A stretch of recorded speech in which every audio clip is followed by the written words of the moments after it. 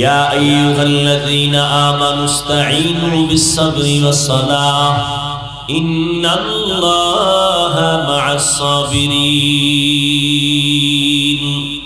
আল্লাহ বলেন, ও মুমিন, তোমরা সাহায্য প্রার্থনা করো সবর ও সালাতের মাধ্যমে, নিশ্চয়ই আল্লাহ সাবিরিনদের সাথে হয়ে থাকেন।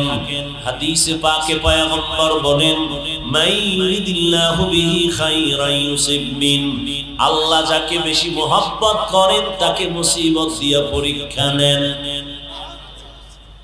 তো আল্লাহ যাকে বেশি মহব্বত করেন তাকে আল্লাহ পরীক্ষা দিবেন মুসিবত দিয়া। তাহলে মুসিবত আসবে, এটা মুমিনদের জন্য পরীক্ষা। আর আল্লাহ যে মুসিবত দিবেন রাগ করে না মহব্বত করে? কাকে দিবেন? মুমিনকে। তাহলে মুমিনের কাছে মুসিবত আসাটা নিয়ামত। এজন্য অনেক সময় আমাদের মুরব্বী আহলুল্লাহ যারা, তারা মুসিবতে পড়লে নিয়ম হলো ইন্না লিল্লাহ পড়া, তারা পড়তেন আলহামদুলিল্লাহ। বলে আলহামদুলিল্লাহ পড়লেন কেন ইন্না লিল্লাহ বাদ দিয়া? কয় যে আল্লাহ যে আমার উপরে মোহাব্বতের নজর দিছেন, এটা বড় নিয়ামত। বুঝেননি? বড় নিয়ামত। এজন্য আমি ইন্না লিল্লাহ না পড়ে কি পড়ছি? আলহামদুলিল্লাহ পড়ছি, যে আল্লাহ আমার উপরে নজর দিছেন, নাইলে মুসিবত আসলো কেন? এক আর একটা মাসআলা শুনেন। হাদিসে পাকে রাসূল বলেন, আল্লাহ যদি তার প্রিয় কোনো বান্দার সম্মান দিতে চান, খুব খেয়াল করবেন, আল্লাহ যদি তার কোনো পছন্দের বান্দার সম্মান বাড়াতে চান, সম্মান, কিন্তু সম্মান বাড়াইতে গিয়া যে আমল দরকার ওই পরিমাণ আমল বান্দার নাই। এখনো বুঝেন নাই? আল্লাহ যদি কারো সম্মান বাড়াইতে, এখন বান্দার যেই পরিমাণ আমল আছে ওই পরিমাণ আমলে সম্মান আর উপরে বাড়ে না, নবী বলেন তখন তাকে আল্লাহ মুসিবত দিয়া সম্মান বাড়ায় দেন।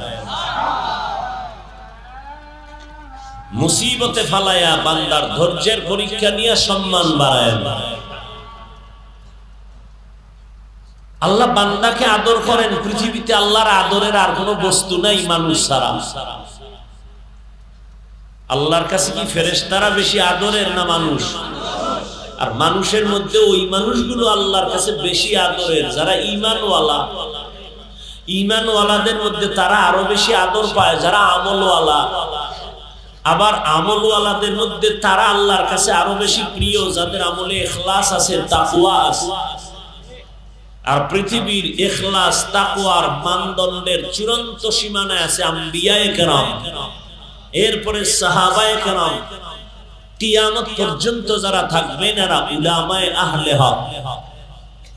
সমস্ত নবীদের শ্রেষ্ঠ রাহমাতুল লিল আর সমস্ত নবীদের উম্মতের শ্রেষ্ঠ উম্মত আমরা, নবীর আখিরি নবীর উম্মত। আর আখিরি নবীর উম্মত আমাদের মধ্যে শ্রেষ্ঠ যারা, এরা একমাত্র কোরআনওয়ালা, ইলমওয়ালা, তাকওয়াওয়ালা উলামায়ে কেরাম। এখন আল্লাহ বলেন, আমি যাকে মুহাব্বত করব তাকে পরীক্ষা দিব মুসিবতের দ্বারা। কি মুসিবত? আল্লাহ অন্য আয়াতে বলেন,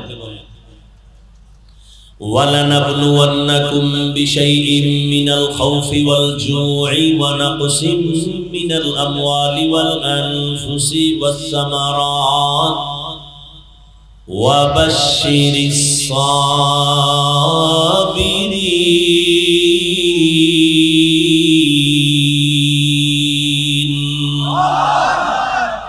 আল্লাহ বলেন, আমি 5টা জিনিসের দ্বারা পরীক্ষা নিব। কয় জিনিস? 1 ভয়ের মাধ্যমে, 2 ক্ষুধা, 3 হলো মালের সম্পদের ঘাটতি, সম্পদ দিয়ে নিয়ে যাব। কয়টা গেল? 4 জীবনের ঘাটতি, জীবন দিয়ে নিয়ে যাব। 5 ফলের মাধ্যমে ঘাটতি ঘটাইয়া আল্লাহ পরীক্ষা নিবেন। আর আল্লাহর দেওয়া পরীক্ষায় কামিয়াব যদি কেউ হতে চাও, একটা পুঁজি লাগবে। ওই পুঁজি না থাকলে ওয়াল্লাহি আল্লাহর কসম সে ফেল করবে, পাস করতে পারবে না। ওই পুঁজিটার নাম হলো ধৈর্য। ওই পুঁজির নাম কি? ধৈর্য। ধৈর্য কত দামি পুঁজি। আল্লাহ বলেন ধৈর্যের পুঁজি যারা অর্জন করবে আমি তাদেরকে বড় বড় দুইটা পুরস্কার দিব। কয়টা পুরস্কার? এক, দুনিয়ার জমিনে একটা দিব, আর একটা পরকালে দিব। দুনিয়ার পুরস্কার কি জানো? আমি আল্লাহ তার বন্ধু হয়ে থাকব। আরো আস্তে করে বলেন। মুসলমানের আওয়াজ এটা অ্যাটম বোম থেকে পাওয়ার বেশি। আওয়াজ দিবেন কেমনে? সারাদিন বিড়ি টানেন, সুদ খান, ঘুষ খান, কথা ঠিক নেই? ওই সেদিন বলে গেছিলাম না, শেরপুরের পাশে দেশ স্বাধীন নাক টেনে ঘুমায়, মুসলমানের সন্তানরা নাক টেনে ঘুমানোর সুযোগ নেই। আবু সাইদ জীবন দিয়েছে, মুগ্ধ দিয়েছে, মুসলমান একবার না, প্রয়োজনে ইসলামের জন্য, কোন দলকে নামাইয়া উঠাবার জন্য নয়, ইসলামের জন্য, দ্বীনের জন্য, আল্লাহর জন্য, রসুলের জন্য জীবন বারবার দিবে। মুসলমান নাকে তেল দিয়ে ঘুমাবে সেদিন যেদিন এই দেশের উলামায়ে কেরাম বয়ান করবে, কোন বেনামাজির থেকে অনুমতি নেওয়ার প্রয়োজন হবে না। মুসলমান নাকে তেল দিয়ে ঘুমাবে সেদিন যেদিন মসজিদ কমিটির মধ্যে কোন বেনামাজি সুদখোর থাকবে না। মুসলমান নাকে তেল দিয়ে ঘুমাবে সেদিন যেদিন এদেশের কোরআনের ফ্যাক্টরির মধ্যে কোন নাস্তিক বেঈমান আর বেনামাজির দখল আর হস্তক্ষেপ থাকবে না। সেদিন নাকে তেল দিয়ে ঘুমাবা। এর আগে ঘুমানোর সুযোগ নাই, কাফন কিনে রেডি থাকো, ডাক আসলেই দৌড়। আবু সাইদের মতো তৈরি থাকো, মুগ্ধর মতো তৈরি থাকো, তবে কোনো নেতার জন্য নয়, কোনো বেনামাজির জন্য নয়, কোনো দলের জন্য নয়, ইসলামের জন্য। আল্লাহ হেদায়েত দান করুন। তুমি নাকে তেল লাগায় ঘুমাও স্বাধীন, আর অন্যদিকে দেহ ব্যবসায়ী মহিলারা সাংবাদিক সম্মেলন করে বলে আমরা অধিকার ফেরত চাই। প্রস্কোয়াটারের নারীরা, বেশ্যাপাড়ার নারীরা, দেহ ব্যবসায়ী নারীরা সম্মেলন করে আমগো অধিকার ফেরত দাও। আমরা দেহ ব্যবসা করে খাই, সেখানে হস্তক্ষেপ কেন, আক্রমণ কেন? আল্লাহ হেদায়েত দান করুন। রাগ করতেছেন? ব্রেনকে ওয়াশ করেন, ইঞ্জিলে ময়লা পড়ছে, ময়লা জমছে, সাফ করেন। আলেমদের সাথে সম্পর্ক জোড়ায় দেন। বাসে লেখা আছে ধূমপান নিষেধ, আছে না? কেউ করে? হুশ নেই। করে মানি ড্রাইভার করে, হেল্পার, কন্ট্রাক্টর, টাকা না থাকলে ধার করে বিড়ি টান। আমরা হুজুরেরা নিষেধ করলে ধোঁয়াটা আমগো দিকে মারে আর বলে আমার বাবার টাকা দিয়ে টানতেছি, তোমার সমস্যা কোথায়? মসজিদে লেখা আছে ধূমপান নিষেধ, আছে? শেরপুরের কেন্দ্রীয় মসজিদে বোধহয় আছে, নাই? ওখানে ঢুকলে কেউ ধূমপান করে? বরং বারান্দায় ঢুকার আগেই মসজিদের আঙ্গিনায় পকেট হাতায় টুপি গই। বাসে লেখা ধূমপান নিষেধ, এরপরও করে, নিষেধ করলে গালি দেয়। মসজিদে লেখা নাই, এরপরও কেউ করে না। বিষয় কি? কি বিষয়? পরিবেশ, সৎসঙ্গে সর্ববাস। আর বাকিটা কোন না কেন? সোহবতে সালে তোরা সালে কুনাত, সোহবতে তালে তোরা তালে কুনাতের জামানা, সোহবতে বাউলিয়া বেহতরাজ সাদ সালা তাআত বেরিয়া। পারস্যের কবি কুল সম্রাট আল্লামা শায়েখ সাদি রহমাতুল্লাহ আলাইহি, তিনি এত বড় আল্লাহর একজন প্রিয় গোলাম, গোসল করতে একদিন গোসলখানায় ঢুকছেন। গোসলখানায় ঢুকার পরে দেখে আতরের ঘ্রাণ আসতেছে। সাদি নজর করে দেখেন এত ঘ্রাণ কেন? কোন আতরের শিশি বোতল পরে আসেনি, দেখে না কোনো বোতল নাই, কোন আতরের দানিও নাই।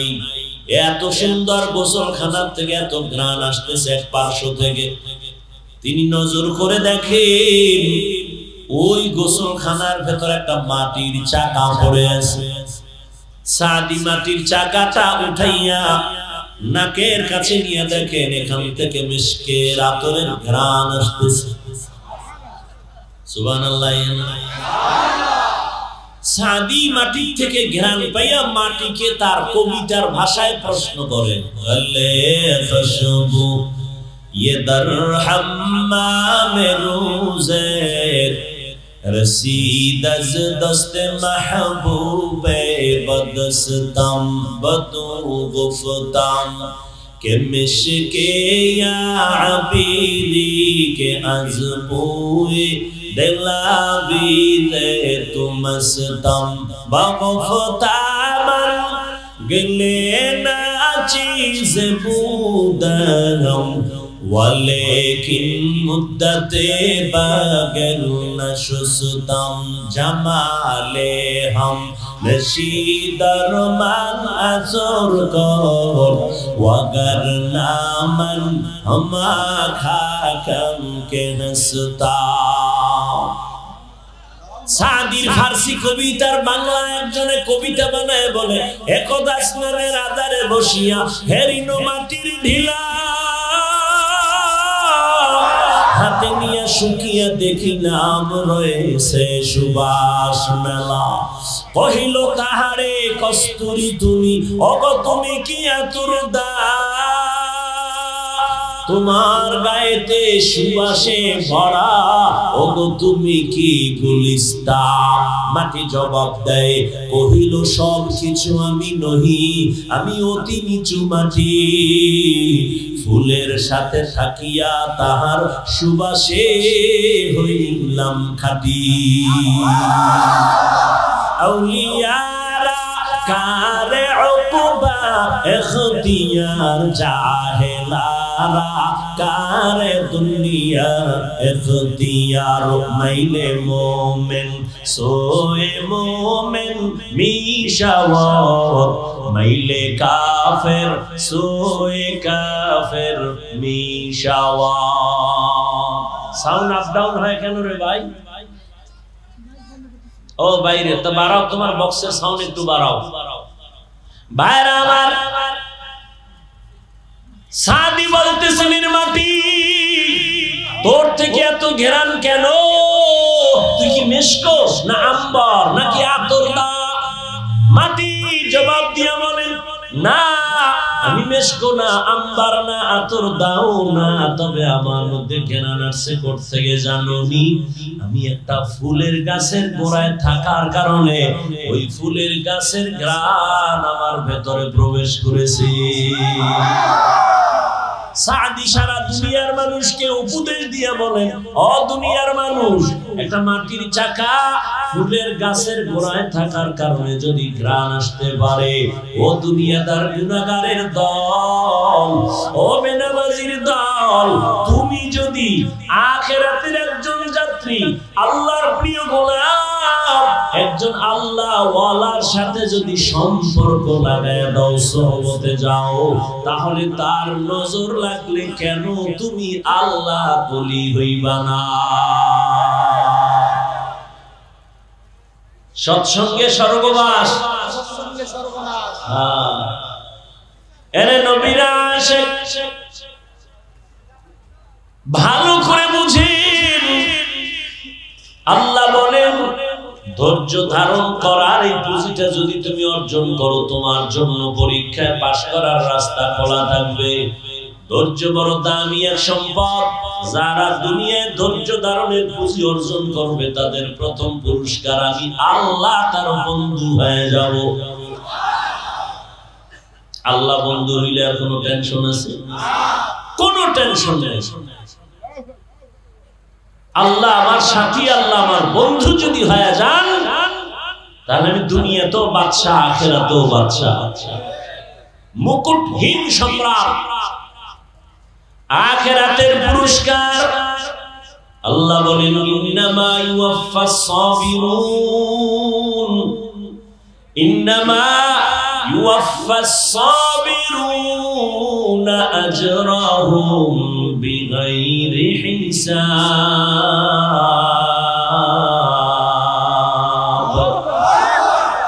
আল্লাহ বলেন কিয়ামতের দিন আমি ধৈর্য ধারণকারীকে বিনা হিসাবে জান্নাত দিয়ে দেব। या इलाही मुझसे मुझको दूर कर ताकि देखो मुझ में तुझको एक नजर। या इलाही तू मेरा माबूद है या इलाही तू मेरा माशूक है। আল্লাহর বন্ধু বানাইতে চাননি? কথা বলেন না কেন? এরে আল্লাহর গোলাম, আল্লাহকে যে বন্ধু বানাইতে চায় ওই বান্দার মধ্যে দুনিয়ার কোনো লোভ আর ঢোকার সুযোগ পাবে না। ওরে আসল বন্ধু মাওলার তো ওই ব্যক্তি যে আল্লাহর রঙে রঙিন হয়ে যাবে। সিবগাতাল্লাহ ওয়া মান আহসানু মিনাল্লাহি সিবগা ওয়া নাহনু লাহু আবিদুন।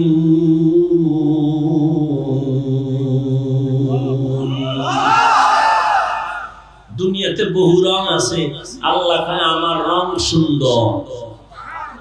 আল্লাহর রঙে রঙিন হও। আল্লাহর রং কেমন? আল্লাহর রং কেমন?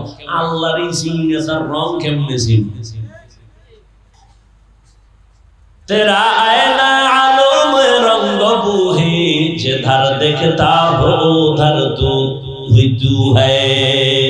আল্লাহর রং কেমন? আল্লাহ পাক রব্বুল আলামিনের দেখা যাবে না, তবে আল্লাহর মাখলুক দেখে দেখে আল্লাহর রং নাও। দোতলা বিল্ডিং কত সুন্দর, এই সুন্দর বিল্ডিংটা কে বানাইছে? ইঞ্জিনিয়ার বলে আমি বড় একজন ইঞ্জিনিয়ার, পারদর্শী অভিজ্ঞ। বলে তুমি যে অভিজ্ঞতার আলোকে বলো তুমি দামি, প্রমাণ বলে আমার কাজ দেখো, আমি বিল্ডিং বানাইছি 10 তলা।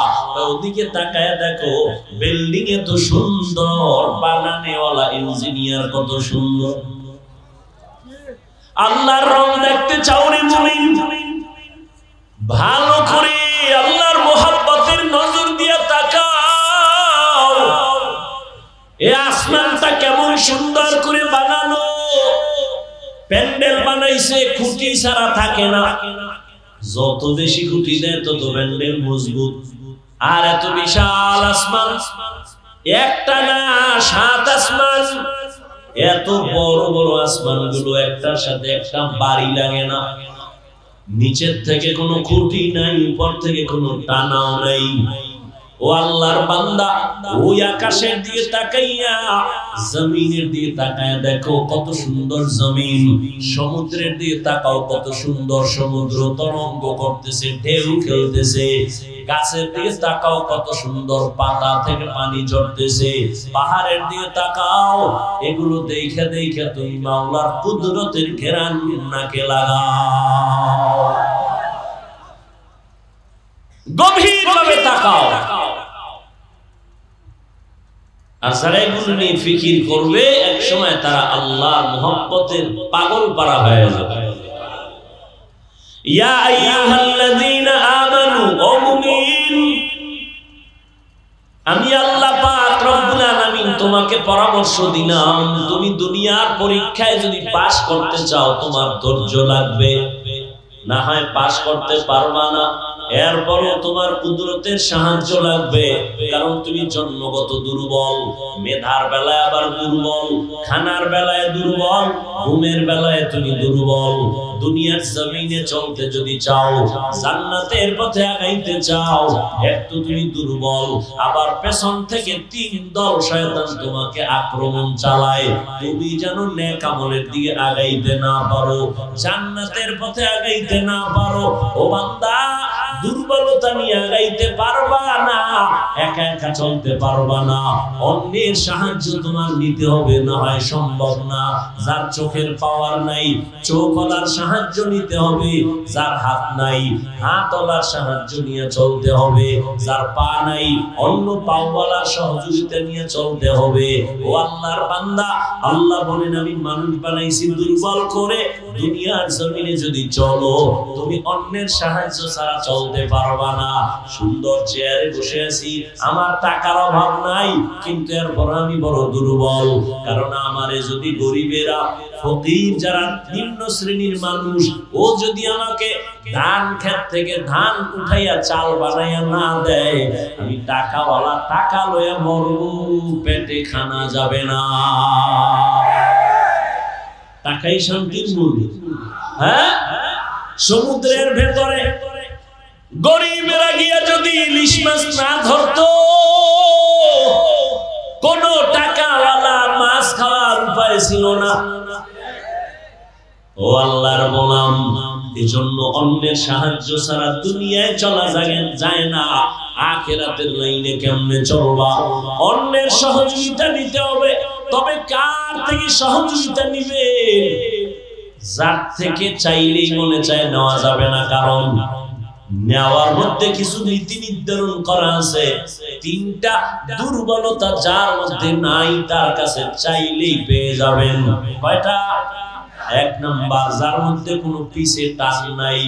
আমি যদি সামনে আগাইতে চাই, আমার স্ত্রী আমার পেছনে টানে দিয়া যাও, ছেলে বলে আমার আবদার পূরণ করো, পেছন থেকে আমার মেয়ে বলে আমার আবদার পূরণ করে যাও, আমার আব্বা বলে মা বলে আমাদের আবদারটা পূরণ করে যাও, পেছন থেকে আমাকে টানতেছে।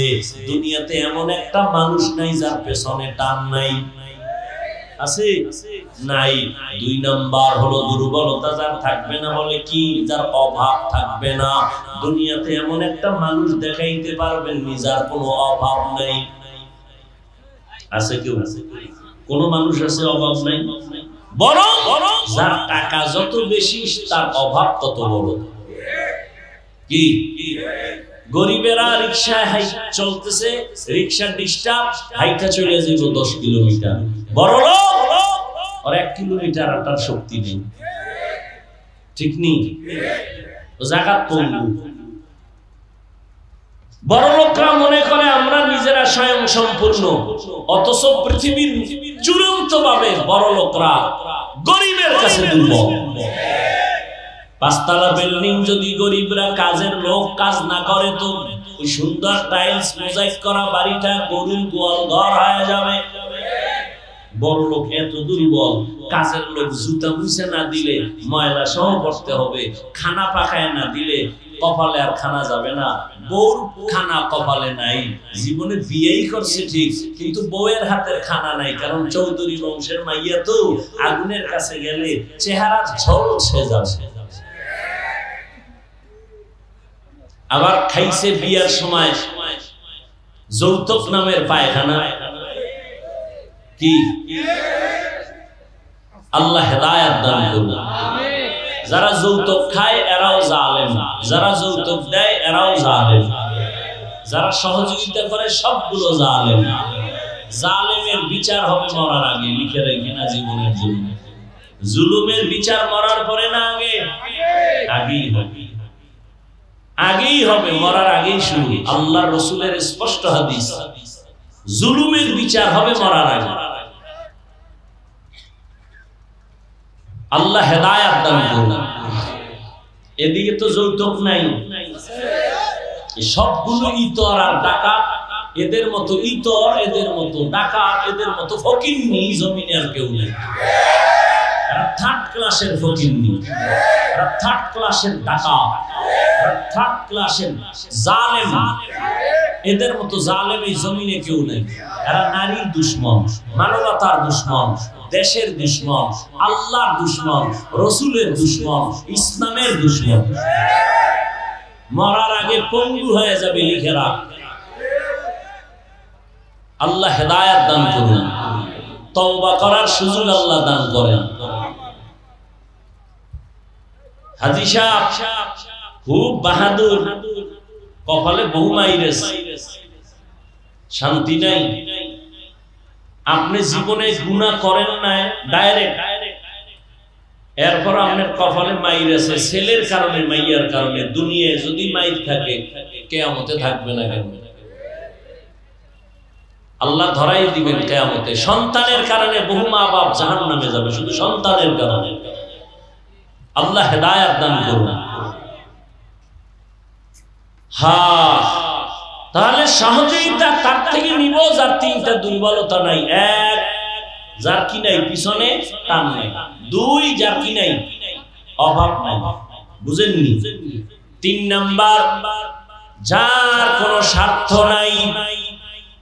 বলেন তো দুনিয়াতে এমন একজন আসেনি যার স্বার্থ নাই? আছে? দুনিয়ার জমিনে সব স্বার্থপর, তবে দুইজন ব্যক্তি মোটামুটি পেয়েছিলাম যাদের একটু স্বার্থ কম। নাই নাই বলে পেয়েছিলাম দুইজন, আমার মা আর বাবা। কিন্তু নজর করে দেখলাম সোনার বাংলায় তারাও বড় স্বার্থপর। অনেক জায়গায় দেখা গেল মা বাবা স্বার্থের কারণে সন্তানের জবাই করে। বানায় বলতেছি, এটা কি ইন্ডিয়ার খবর? সোনার বাংলায় সব দৃষ্টান্ত রেডি।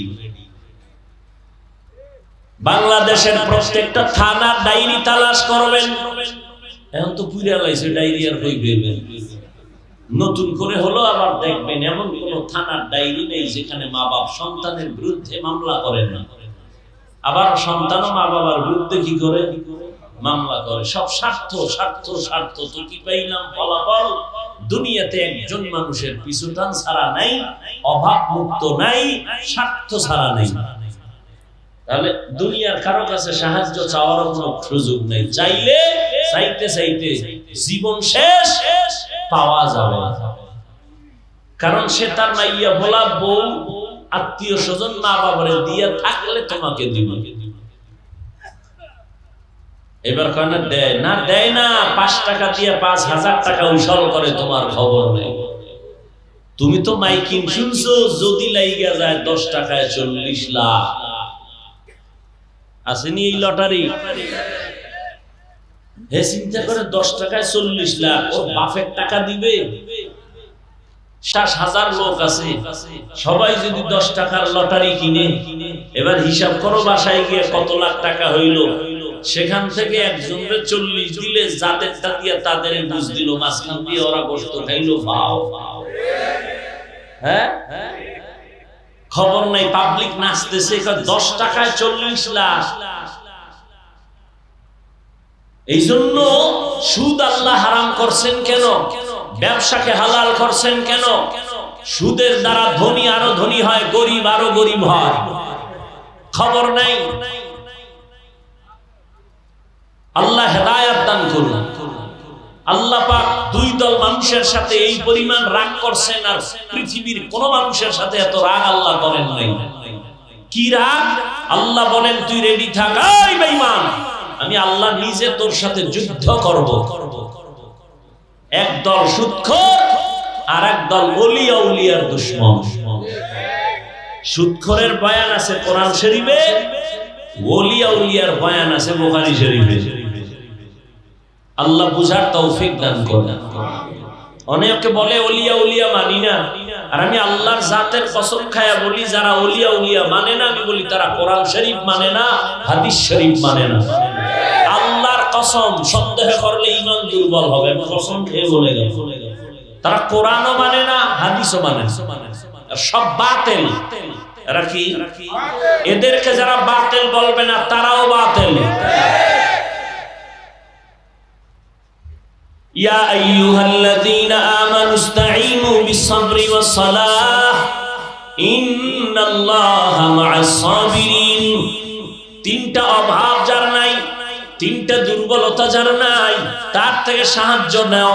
পেছনে টান নাই, অভাব নাই, স্বার্থপরতা নাই। এই হিসাব করে দেখবা দুনিয়াতে একজন মানুষও নাই, তবে একজনই পাওয়া যাবে, তিনি হলেন আমার একমাত্র আল্লাহ। আল্লাহর কোন পেছনে টান আসেনি? মাইয়া বলা বউ আসেনি নাই, আল্লাহর কোনো অভাব আসেনি, আল্লাহর কোনো স্বার্থ আসেনি। আল্লাহ যদি স্বার্থপর হইতেন, আল্লাহরে যারা আল্লাহ বলিয়া ডাকে তারা খাইতো আর সবাই না খাইনা করে যাইত। কিন্তু আমার আল্লাহ কেমন দয়ার মালিক, গর্তের পিপিলিকার খানাটাও টাইম মতো পায়, কোন পিপিলিকা না খাইয়া কষ্ট পায় না। সমুদ্রের হাজার হাজার লাখ কোটি মাছ না খাইয়া কষ্ট পায় না। জঙ্গলের ভেতরে হাজারো ধরনের প্রাণী না খাইয়া মরে না। উড়ন্ত পাখিগুলো শূন্যের মধ্যে উড়িয়া পেট ভরে সন্ধ্যাবেলা বাড়ি হাজির।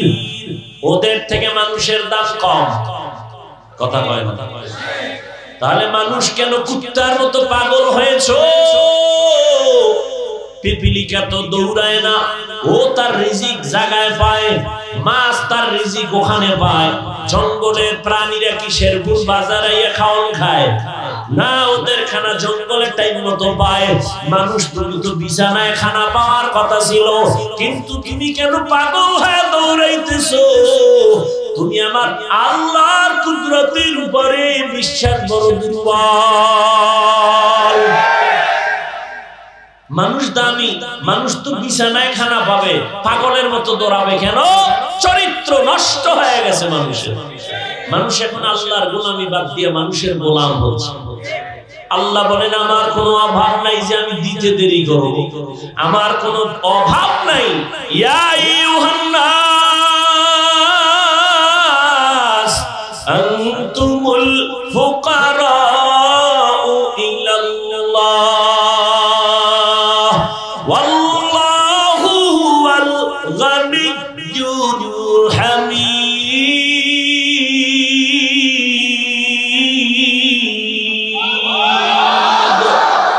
गर तवक्कुल मिकुनी हर सुबह शाम मिरसानाद रिस्के तू अजला मकाम। আল্লাহ বলেন তোমরা সবাই ফকির, আমি আল্লাহ একমাত্র ধনী। আল্লাহ কি শুধু ধনী না, প্রশংসিত ধনী। দুনিয়াতে ধনী আছে না নাই? কিন্তু কেউ প্রশংসিত না, সব স্বার্থপর। 50,000 টাকা দিছে মাদ্রাসা বা মসজিদে দিয়া চায়ের দোকানে বয়ে বয়ে চাপাবাজি করে, মসজিদ তো আমি করে দিছি। আছে না নাই? মানে যা দিল তা ঝাল মিটাইয়া সওয়াবটারে একেবারে গজব বানায়। কেউ 20,000 টাকা মাহফিলে দান করে, মাদ্রাসায় দান করে, আর বলে দেয় মাইকে যেন আমার নাম বলে দেওয়া হয় না, আমি গোপনে দিয়া দিলাম 20,000 টাকা।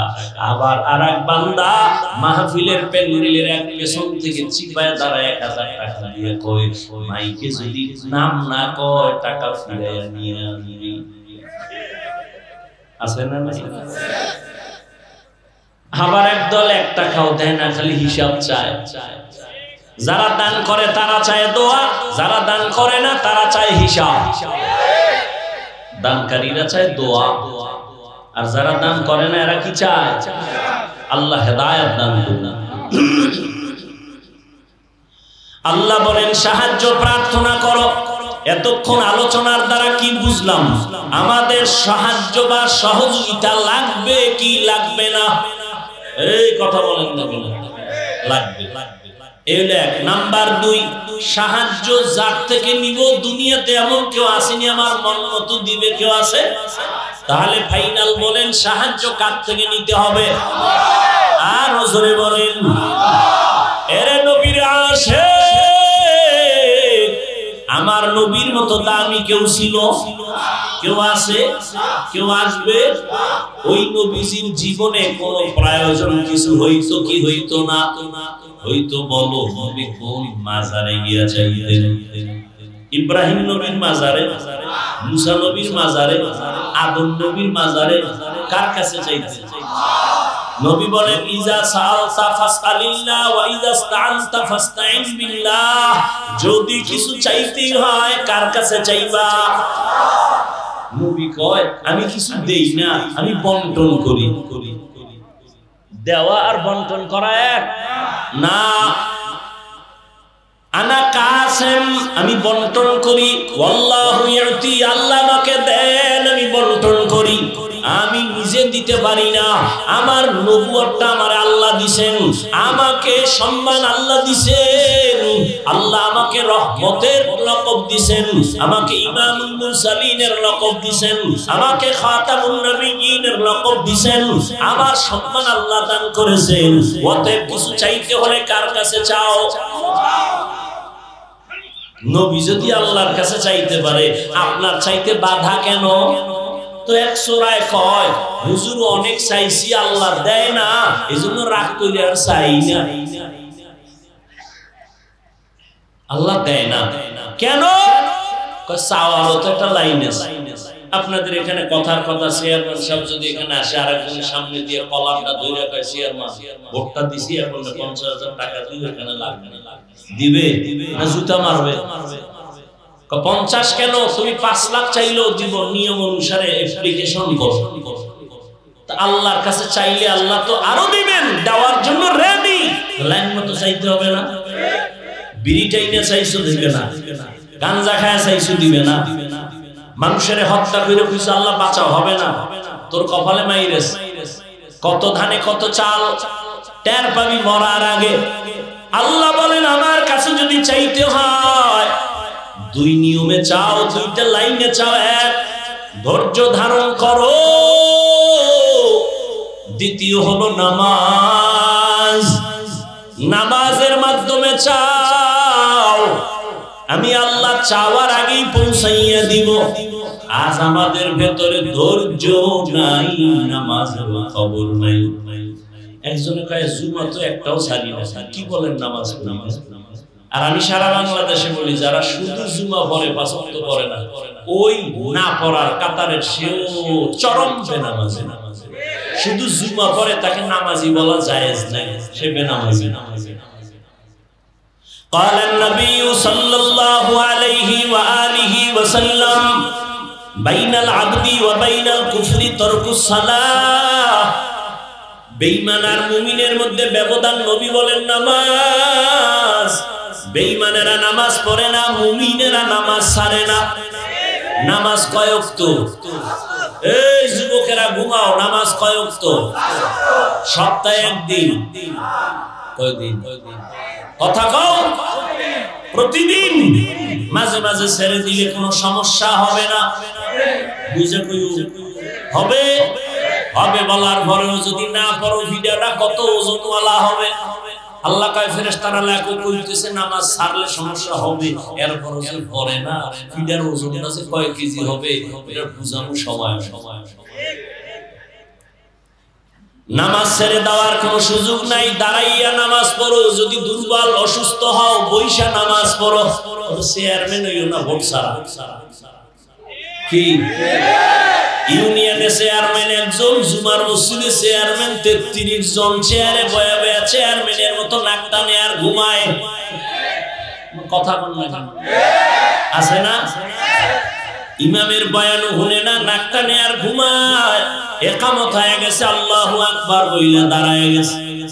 পাশে এক যুবক কয়, ও দাদা আপনি ওযু করবেন না? কয় কিসের ওযু? এই যে চেয়ারে বয়া ঘুমাইলেন। কয় মুরাকাবায় ছিলাম। কি এর ঘুম? মাকুন সুসুতি নামাজে পাঞ্জগানা ফাওয়াইলুল লিল মুসাল্লিনা আল্লাযিনা মুমিনারা ইনামাজ ইমদাদে দাস্তাইনু আয়াতে কুরআওয়াখা আয়াতে কদ আফলাহানা ইয়াদেকুন কুন্দর মানি ইয়াজদের সাদিকুন। নামাজ লাগবে নি? এজন্য নবী বলছেন 60 বছরে সন্তানের বয়স যখন 7 হবে, নামাজের মুসাল্লায় দাঁড় করাইয়া দাও হে মা বাপ। 10 বছর যখন হবে একটু শাসন করিয়া হলেও নামাজ পড়াও। নামায় ঘাড় যদি বাঁকা হয় সোজা করতে পারবা না। বেনামাজি সন্তান মা বাবার খেদমত করবে না। 7 বছর বয়স থেকে নামাজের তালকিন দাও, দাওয়াত দাও। নামাজ নামাজ নামাজ। যার যত সুন্দর তার আমল তত সুন্দর, নামাজ যার যত সুন্দর তার আখলাক তত সুন্দর, নামাজ যার যত সুন্দর তার লেনদেন তত সুন্দর, তার ওয়াদা তত সুন্দর, তার কথা অত সুন্দর। যত বড় শাইখুল হাদিস হোক না কেন, যত বড় প্রিন্সিপাল হোক না কেন, যদি দেখেন তার আমলে আখলাকে আর ওয়াদায় ভেজাল, একমাত্র কারণ তার নামাজে ভেজাল। নবীর কাছে একজন নতুন মুসলমান হইল, নব মুসলিম। নবী কয় ঈমানের পরে প্রথম নিদর্শন নামাজ। আকিমিস সালাহ, নামাজ কায়েম করো, নামাজ কায়েম করো, নামাজ পড়ো নাকি কায়েম করো। নামাজ পড়া আলাদা, নামাজ কায়েম করা আলাদা। নবী বলেন নামাজ পড়ো, কায়েম করো। নব মুসলিম টাইম মতো নামাজ পড়ে একদিন, দুই দিন, এক মাস, 2 মাস পরে দেখে নব মুসলিম ঠিকই কালেমা পড়ছে, নামাজও পড়ে, বাইরে গিয়ে একটা অন্যায় করে। সাহাবায়ে কেরাম বলেন ইয়া রাসূলুল্লাহ, ওই নব মুসলিমটা নামাজও পড়ে, গুনাহও করে, অথচ আল্লাহ পাকের কোরআনের ওয়াদা, নামাজ যে পড়বে ওই বান্দা গুনাহ করবে না, নামাজ তাকে গুনাহমুক্ত করে দিবে। ইয়া রাসূলুল্লাহ, নব মুসলিম নামাজও পড়িয়া বাইরে গিয়ে গুনাহ করে। নবী একবার, দুইবার, তিনবার অভিযোগ শোনার পরে জবাব দিতেন। একবার শুনলেন জবাব নাই, দ্বিতীয়বার একই অভিযোগ, জবাব দেন না, তৃতীয়বার অভিযোগ শুনলেন। নবীজি বললেন ও সাহাবায়ে কেরাম, আপনারা কিছুই বলবেন না, সেদিন ওই নব মুসলিমের নামাজ ঠিক হবে, গুনাহ সেদিন থেকে আর করবে না। কি বোঝা গেল? নামাজ পড়ে ঠিক, নামাজ ঠিক যেইভাবে পড়া লাগে ওইভাবে বলে। কি আমরা নামাজ পড়ি মানুষকে দেখাবার জন্য, একা একা যখন নামাজ পড়ি 10 রাকাত করতে মাত্র 4 মিনিট, আর মানুষের সামনে যখন দাঁড়াই আমার 4 রাকাতে 6 মিনিট। আল্লাহর জন্য না মানুষের জন্য? এজন্য নামাজ আর ঠিক হয়ে যাবে।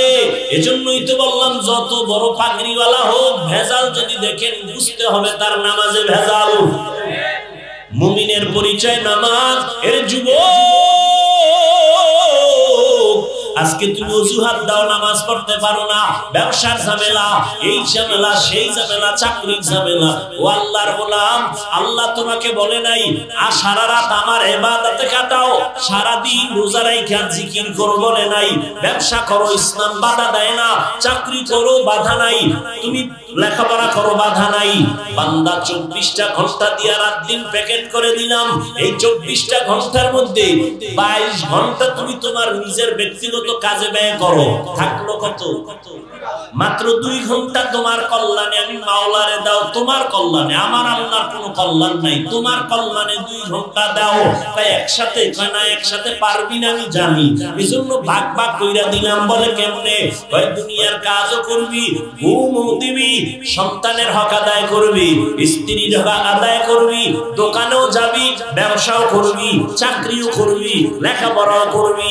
ফাঁকে ফাঁকে 2 ঘন্টা টাইম ভাগ ভাগ কইরা আমারে দিবি তোর কল্যাণে। ফজরের নামাজের সময় 4 রাকাত নামাজ, 20 মিনিট সময় দিয়া আবার নাস্তা খাইয়া দোকানে দৌড়ায় চলে যাও, আবার দোকানদারি করিয়া জোহরের টাইম খানার সময় ওযু গোসল কইরা আবার 10 রাকাত 20 মিনিট টাইম দিয়া 10 রাকাত নামাজ পড়, একটু রেস্ট নিয়ে আবার চাকরিতে চলে যা, দোকানে চলে যা, লেখাপড়ায় চলে যা। আবার দীর্ঘ টাইম দোকানদারি করার পরে একটু ক্লান্তি আসছে, একটু রেস্ট নে, একটু হালকা ওযু কইরা আবার 4 রাকাত নামাজ পড়, 20 মিনিট দিয়া দে। এবার মাগরিবের সময় আবার 5 রাকাতে 20 মিনিট, আবার এশার সময় 9 রাকাত নামাজে 20 মিনিট দিবি। তোরে আমি কিন্তু ভাগ ভাগ কইরা দিলাম, যাতে তোর দোকানের ক্ষতি না হয়, ঘুমের ক্ষতি না হয়, ব্যবসার ক্ষতি না হয়, চাকরির ক্ষতি না হয়। এইভাবে ভাগ ভাগ করে দিয়েছি। এরপরেও যদি তুই নামাজ না পড়ো, আমি আল্লাহ তোকে এক বিন্দু ছাড় দিব না। আমি করার গড়ায় গন্ডায় হিসাব করব। আমি আল্লাহ তোর বিচারটা কঠিন ভাবে করব। আমি আল্লাহর হুকুম মানতে গিয়ে তোর চাকরি বন্ধ করি নাই, আমি আল্লাহর হুকুম মানার কথা বইলে তো তোর ব্যবসা বন্ধ করি নাই। এরপর সুযোগ পাইয়া কেন ফজর পড়লি না? সুযোগটা পাইয়া কেন বান্দা জোহর পড়লি না? সুযোগ ছিল তোর পাশের দোকানওয়ালা গিয়ে নামাজ পড়লো, তুই কেন নামাজটা পড়লি না? তোর পাশের ব্যবসায়ী সাইনবোর্ড লাগাইয়া দিছে নামাজের সময় বিরতি, সাতার টাইমটা চলে গেল। তোর পাশের দোকানওয়ালা আসর ছাড়লো না, মাগরিব ছাড়লো না, দোকানও চালায়, মাগরিবে মসজিদে যায় সামনের কাতারে, আবার এশার নামাজও পড়ে, আবার দোকানও চালায়। ও বান্দা, তুই কেন পারু নাই? আমি আল্লাহ তোর বিচারটা বড় কঠিন ভাবে করব। মরার পরে হবে আসল বিচার, এর আগে দুনিয়াতেই তোর অকাল মরণ হবে, চেহারার রূপ নষ্ট হবে। রুজি করবি পাগলের মতো, খালি কামাই করবি কিন্তু কোনো বরকত পাবি না। একদিক দিয়ে টাকা আনবি, অন্য দিক দিয়ে দেখবি নাই। কেন? তোর নামাজ নাই, টাকায় কোনো বরকত নাই। আমি মাওলা তোর কামাই রুজির উপরে বেজার, এই কারণে দেখবি বাহিরের চোর তোর টাকা চুরি করবে না, তোর ঘরের চোরেরা নিবে। স্ত্রী টাকার খেয়ানত করবে, সন্তানেরা খেয়ানত করবে। আর যার আসল খুশির মধ্যে নিজের লোকেরা খেয়ানত করে, ও কোটি কোটি কামাই করলেও কোনো বরকত হবে না। আম্মা জানেরা খেয়ানত করে না? করে না? খেয়ানত করে। এর নবীর আশিক আল্লাহ পাক রব্বুল আলামিন বলেন, নামাজের মাধ্যমে সাহায্য চাও, আমি দরজা খুলে দিব। ও যুবক, তোমার মতো যুবক স্কুল কলেজে করে, চাকরি করে, ব্যবসা করে, নামাজ পড়ে, তুমি কেন পারবা না রে বাবা? কয়দিন আর বাহাদুরি করবা? করোনায় কত লাশ চলে গেল, ছাত্র জনতার আন্দোলনে কত লাশ চলে গেল, তুমি বাঁচবা তার গ্যারান্টি কই? এখনো সময় আছে, তওবা করে নাও। মরিয়া গেলে যাবো। হায়াতের মালিক কে? রিজিকের মালিক কে? সম্মানের মালিক কে? তাহলে দুনিয়াওয়ালার টেনশনে কেন নামাজ ছাড়লা? হায়াত তো আল্লাহ দিবে, রিজিক তো আল্লাহ দিবে, কোন নেতা দিবে না, চাকরি দিবে না, রিজিক দিবে না আমার আল্লাহ। অতএব আল্লাহর মহব্বত দিয়া এখনো সময় আছে, তওবা করো। আল্লাহর আযাবের ভয় অন্তরে ঢুকাইয়া উলামায়ে কেরামের সাথে পরামর্শ নিয়া এরপরে নবীর তরিকায় নামাজ পড়ো। আর পেছনের গুনাহ থেকে আমার আল্লাহর কাছে ক্ষমা চাও।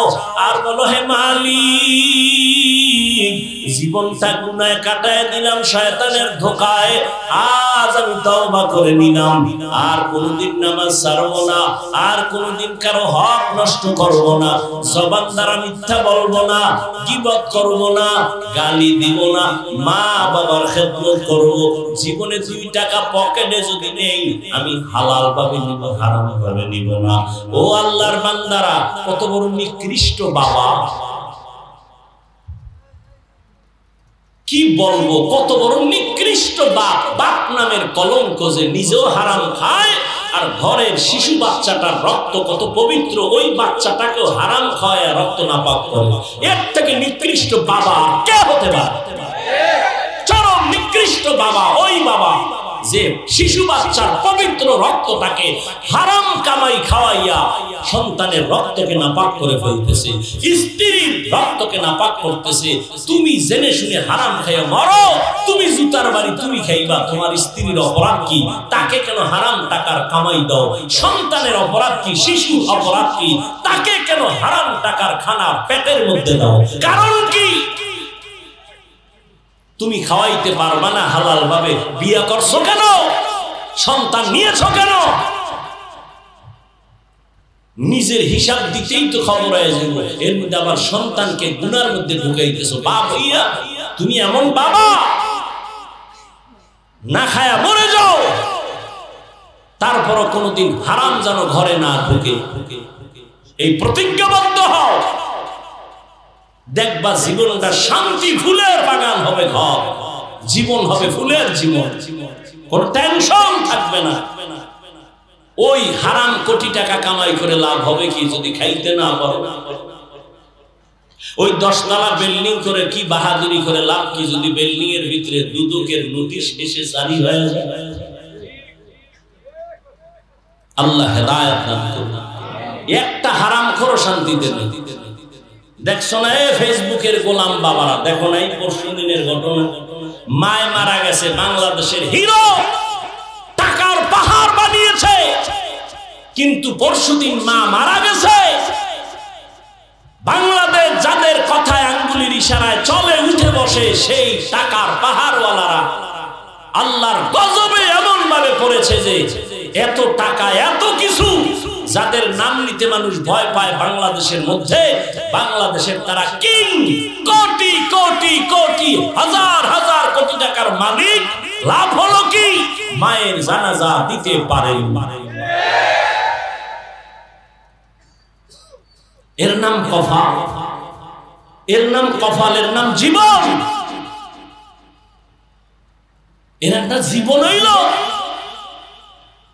যে এতটা সন্তান, 5-7টা ভাই, একজনও মায়ের জানাজায় আসতে পারে, অথচ পুরো বাংলাদেশে আঙ্গুলের ইশারা দিয়ে তারা চালাইতে পারে এই পরিমাণ টাকা। এর নাম কফাল।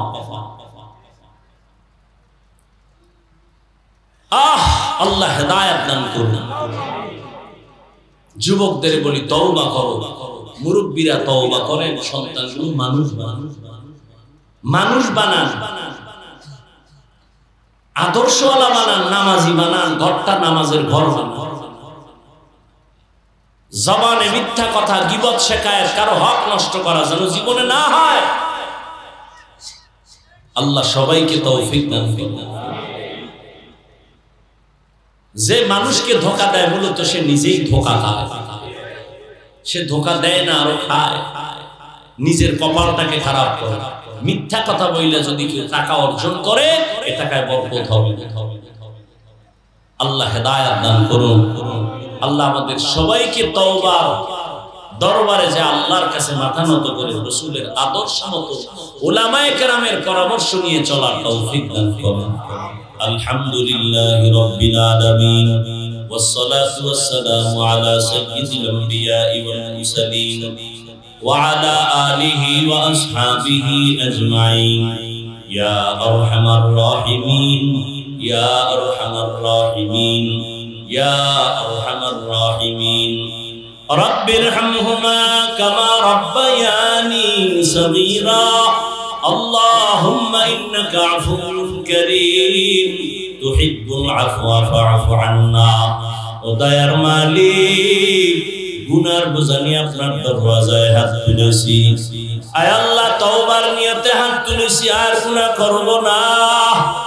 আমার কলিজার যুবক ছাত্র ভাই, পর্দার আড়ালের মা বোনেরা, আমার মুরব্বী উলামায়ে কেরামরা আপনার দরওয়াজায় হাজির। কত ব্যবসায়ী, কত চাকরিজীবীরা হাত তুলেছে। মেহেরবানি করে আমাদের সকলের জীবনের সব গুনাহগুলো মাফ করে দেন। আয় আল্লাহ, আয়োজন কবুল করে নেন।